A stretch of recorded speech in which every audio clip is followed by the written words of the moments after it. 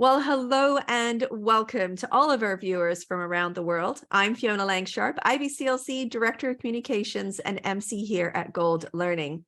Well, we are back here again this year. It's 2023, and I'm so excited because we're talking about our Gold Midwifery Online Conference 2023.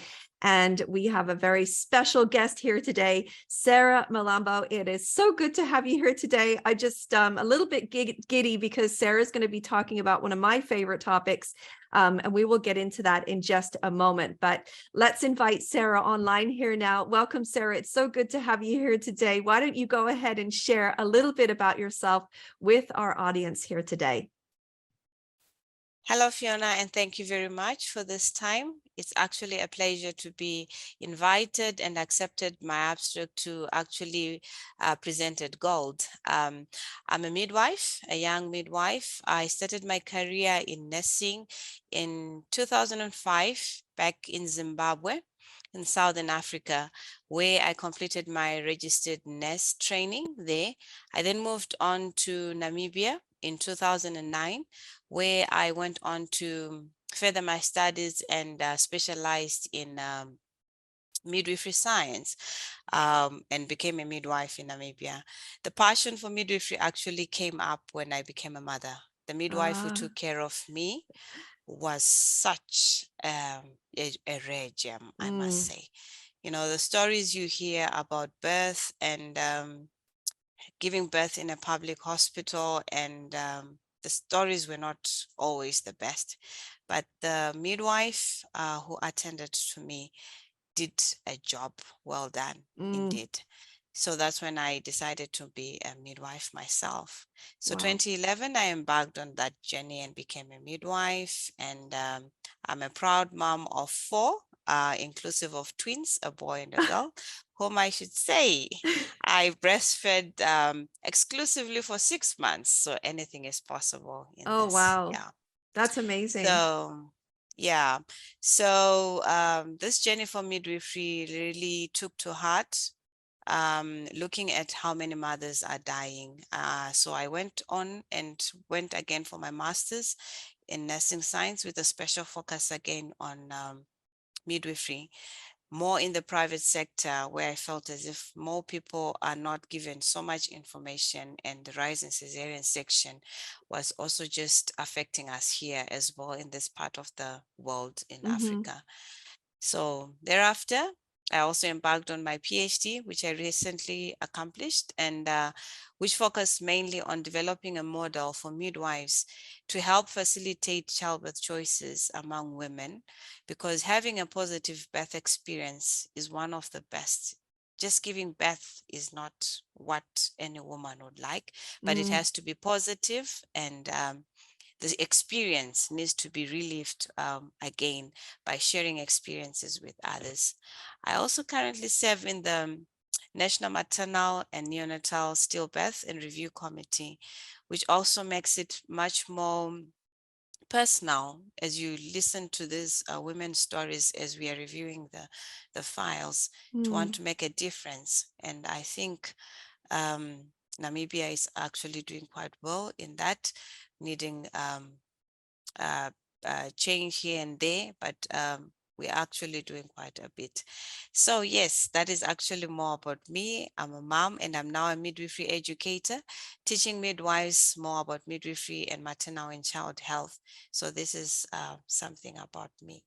Oh, that's fantastic, Sarah. I mean, oh, we've got an educator in our midst. I love the topic. You're bragging about breastfeeding, which is absolutely, you're right, which is amazing. Thank you so much.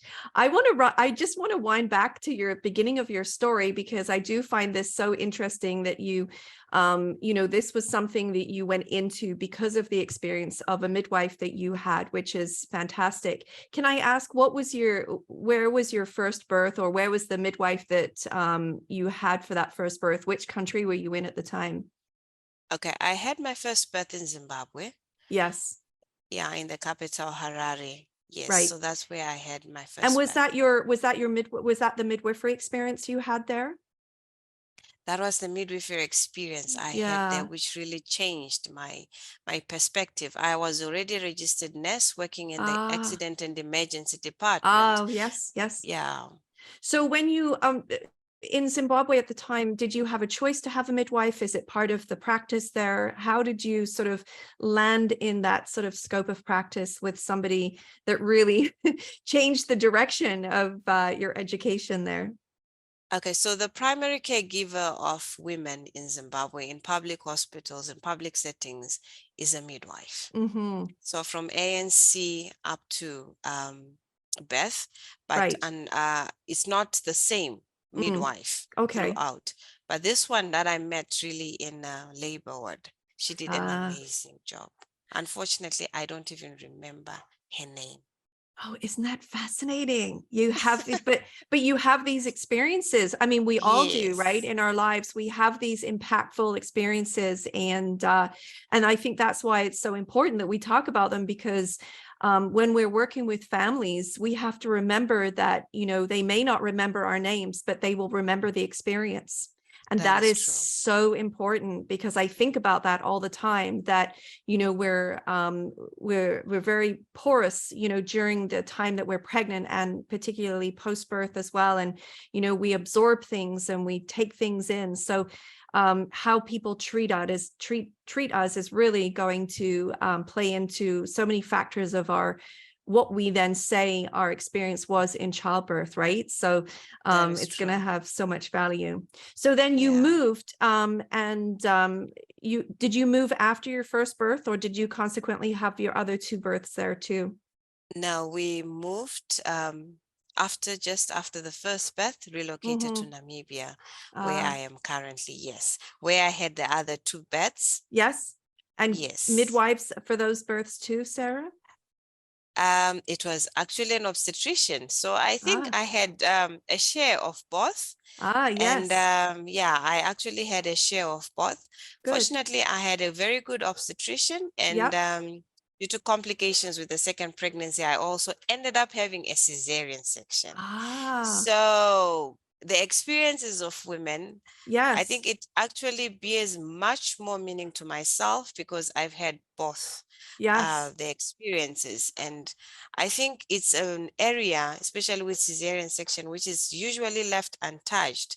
Mm-hmm. And women with cesarean sections also need to experience a positive childbirth. Absolutely. Yes, Yes. absolutely. Yeah, just recently I have a client who has a planned cesarean birth, and I started mentioning a few things to her about, you know, the importance and value in the time that, you know, she's having her cesarean, that it should be positive and all these things.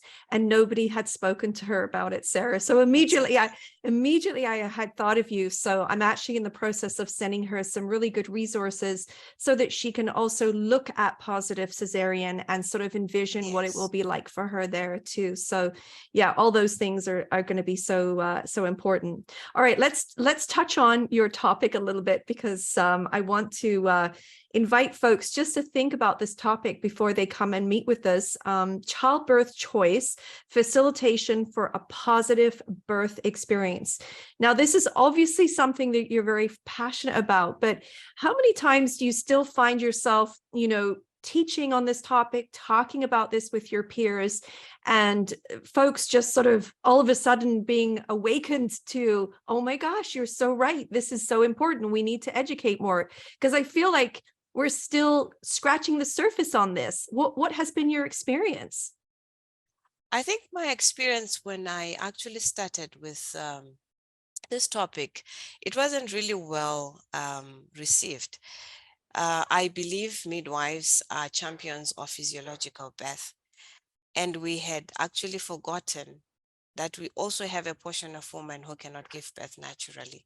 So Right. the moment you were speaking about choices, Mm, it was met with a bit of hesitancy. Okay, so you want to tell women more about cesarean section, they will just opt for cesarean section. But in my experience, especially with women themselves, if you tell them if you give them information about a cesarean birth and about a natural birth, they have the right to decide what is right mm, for them. and they would definitely do the best for themselves and their families. So I feel it was something. And thereafter, after engaging so many people, my peers and also family members, you can see that people now start to understand that when someone is given a choice, it doesn't mean that you are moving them towards that choice. Right.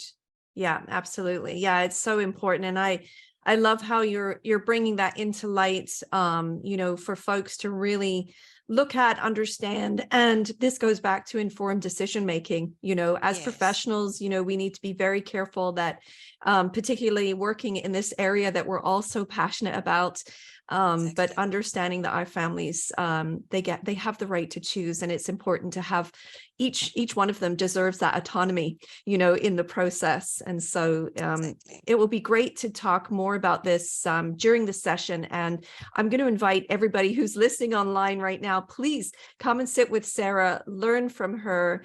This is an area that she's very passionate about, but it's an area that I know that we can share in our experiences with, and talk about the highs and lows, the disappointments, the accolades that we have surrounding this topic, and what we can do in order to help families transition, help them make an informed decision, which is sometimes tricky as well. So Sarah, thank you so much for joining me here today.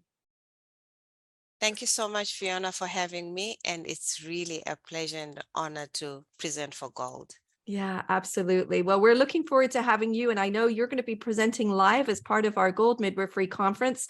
So be sure to check out when Sarah is speaking. It's all on the schedule right now. So you can go to goldmidwifery.com. Now, the actual conference opens up on February 6th, where we have an open keynote that's live, and it's free to access right now when you go and register at goldmidwifery.com. So it's really easy. You can go and log in. You can check out when Sarah and all of our other presenters are. And of course, join us on February 6th for that live and open access presentation as well with Elizabeth Davis. Thank you so much once again to Sarah Mlambo for being with us here today. And of course, to all of you, we're so excited to have you back here at GOLD Midwifery 2023. And we're looking forward to connecting with you all online. Have a wonderful rest of your day, everyone. Bye-bye for now.